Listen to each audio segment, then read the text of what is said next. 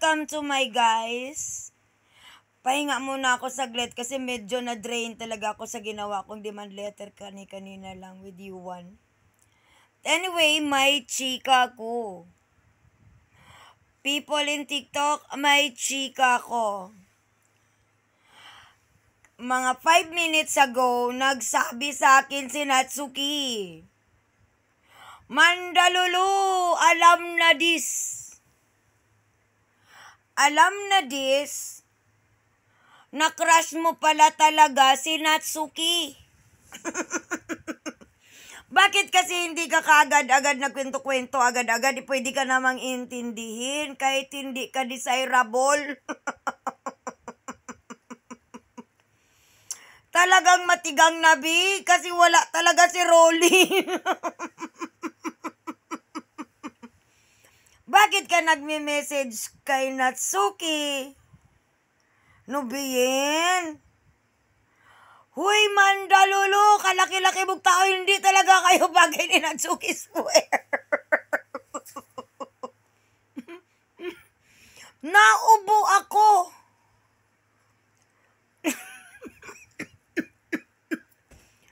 Mandalulu, ba't ganon? Kaloka to. Bakit mo ini-stalk yung bahay ni Natsuki? Iwalaan na siya dun sa Samson Apolonio Chorbanes. Malayo yun, be. Dapat sa akin ka nagtanong at saka sa isang BBM supporter. Wala na si Natsuki dyan. Wala din ang trabaho niya. Ang hina ng sprocket niyo. Oo, be, wala. Naku, alam mo, sabi ko sa inyo, yung kaluluwa ni Carmen ngayon, ganon. Bakit kasi hindi ka na lang talaga nagsasabi ng totoo? Ba't dinadaan-daan mo pa sa bawento-wento? Ayan tuloy, nagmukha kang...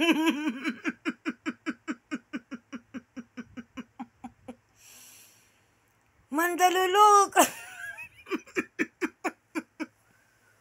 Barbie?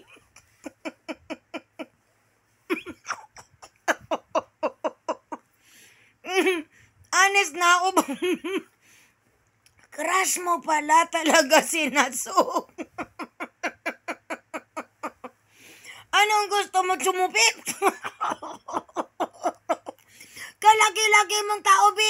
Hindi bagay, di ka be, please, wag ganun. Huy! Kaloka to. Paano yan pag nalaman ng bunso mong anak? Nakakaiyak talaga. Ano ba yan, Mandalulu? Huwag ganun, be, please. Delikado na this. Alam mo, ako naintindihan ko dati nung gusto mong makipagkita kay Natsuki. Doon sa Imus, yung unang hearing, ang akala ko nun talagang ginajika, yung normal lang na numumpolo, pingapi. So, ibig sabihin, be, yung na-feel mo dun sa Mandalulu Barbie, sa Tarlac nung nakita mo si Natsuki. Paano yan, be? Nababahuan siya sa'yo. Inom na lang ng... Johnson's baby cologne. O paano yan, be? Yung lips mo nagkakakrack. Paano pag na left to left na? Huy! Hoy, wag ganon! Diyos ko, Santissima Trinidad. Sa totoo lang, hindi ko kiniri. Alam mo, patulog na ako eh. Ang bala ko, makikilive-live na lang ako hanggang makatulog muna ako kasi may gagawin ako later. Di ko kiniri, be. Sabi ko, tika lang mag-content talaga ako. Ilawin ko talaga, ilaw talaga ako. Grabe na this, Mandalulu. Oo. Crush mo pala talaga si Natsuki Barbie? Ito naman, so wala na talaga kayo pag-asa mag-back in each other's arms ni Rolly.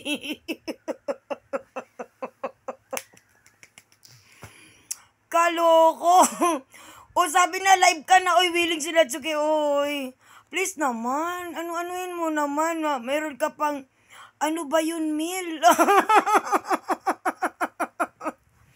Talagang meal?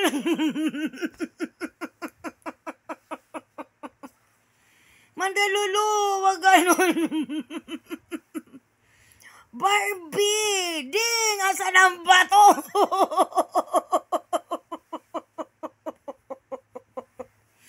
Anyway, bye-bye. Mag-live na lang kami. Nagpatay na sana ako ng ilaw kaya magla-live na ako. Pero naalala ko, baka kasi naisip nyo na sa Quezon City pa si Natsuki. Dahil nung nakaraang galing kami sa Tarlac, may video-video ako dun sa Centris. Ganito yun, B. Doon iniwan ni Steve yung sasakyan niya. Doon nakaparking sa likod ng McDo. Kasi, hapon ng 29, may habulin siyang hearing, meeting sa Quezon City.